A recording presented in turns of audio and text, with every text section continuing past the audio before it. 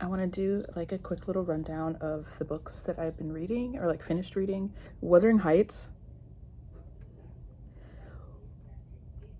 I might be a literature student, but damn, that classic was not for me at all. I think Wuthering Heights had like two major scenes where I was like, ooh, they're cooking. This is really good. I can see why, because I have the.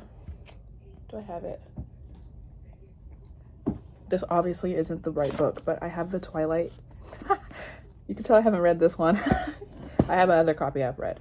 I have like multiple copies of classics, so like this is the one I actually read. This one is the Twilight. Let me just take off the sticker. I have the, forget it. It's not coming off. I made it worse. I'm not messing with that right now. Like the Twilight editions of it, they kind of look like this. And so even though I didn't like it, I'll probably still keep it in my collection, unfortunately. Nancy, if you're seeing this, you can have this copy. But on the other hand, I'm like, oh, I can totally see why this is Bella and Edward's favorite book. It has that little tagline on the top. I'm like, yeah, I can see why. One, the racist front. I love Twilight. Don't get me wrong. But we can still talk about the problematic stuff, okay? And we can do that on this channel. Because there's that one particular scene I was talking about where they're like embracing each other and they hadn't seen each other for years. I get it. It was giving New Moon. It was giving New Moon. November, December, January. Yes, I was right there. I was sitting with you. So I get it on that front, but on me in the present day for Taylin, I don't want to read that shit. I don't want to. But I did finish it because it's part of my Vampire Fall wish list, and I stayed true to my word.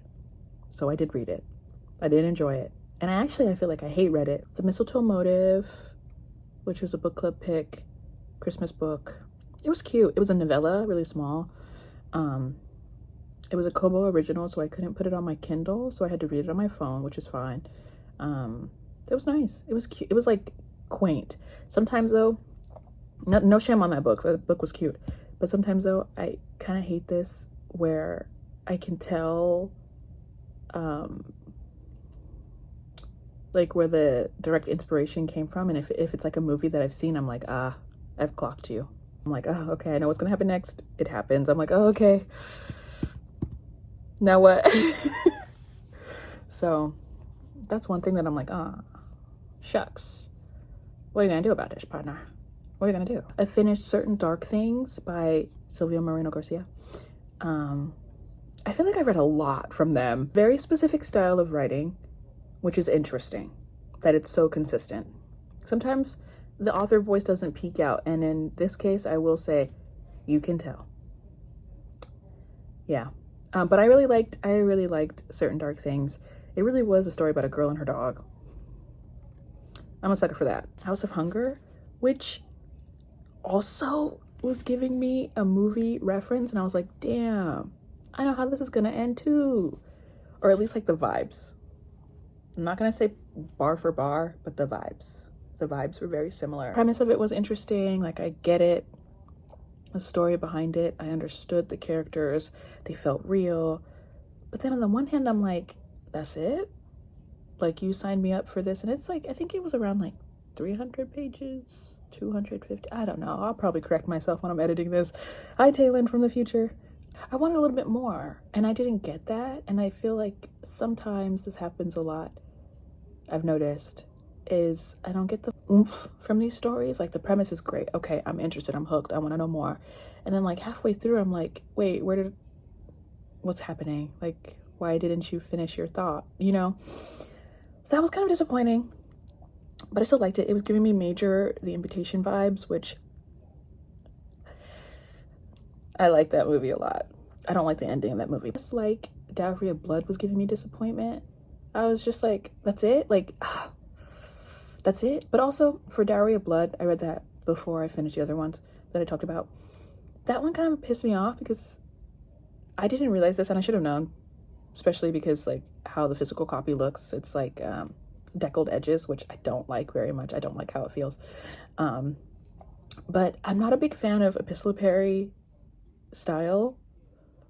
I didn't like it when I read Dracula, and I didn't like it when I read Dowry of Blood, and I should have known that it was going to be like just like Dracula, because it's literally from the perspective of his first wife, Constata. I should have known, but I still gave it a shot. It was on my vampire reads.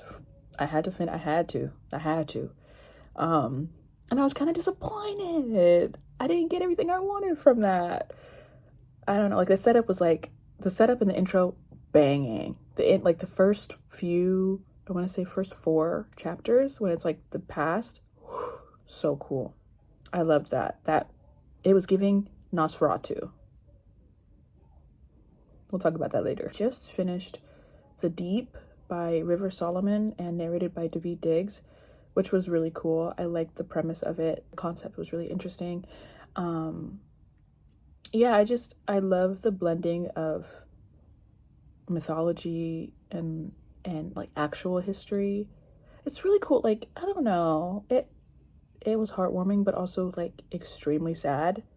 I like that mix. It makes you think. I'm really excited to discuss that with my book club and to hear their perspectives and thoughts on it, because I really like that book. Some aspects of it were a little confusing, and I think it's just because where the setting is, so it's like hard to like visualize or conceptualize that like in the moment. But once I sat with it, I was like, okay, I see. Right now I'm currently reading Boy Parts by Eliza Clark. I'm scared. Definitely weird girl fiction. I am a fan of that. And it's like, I relate, but I don't, but I understand. Do you know what I mean? Because I've been reading it in like snippets, just because I'm on a time crunch.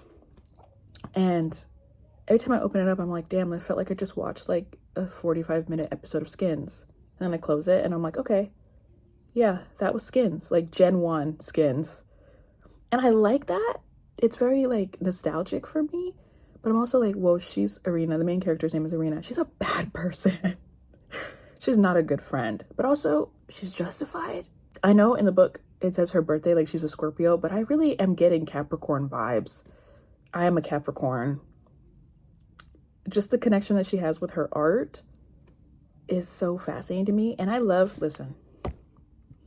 a book that talks about the pervasive nature of being an artist.